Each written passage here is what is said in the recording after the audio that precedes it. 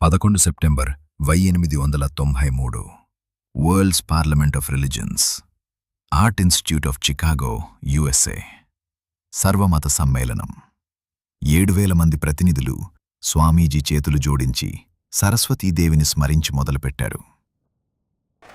Sisters and brothers of America! ప్రపంచంలోనే అతి పురాతనమైన సన్యాసి సంప్రదాయం తరపున, ధర్మాల తల్లి అయిన భారత ధర్మం తరపున, లక్షలాది హిందువుల తరపున మీకు ధన్యవాదాలు. నేను గర్వంగా చెప్తున్నాను, నా ధర్మం ప్రపంచానికి సహనం మరియు సర్వమత సమన్వయం నేర్పింది.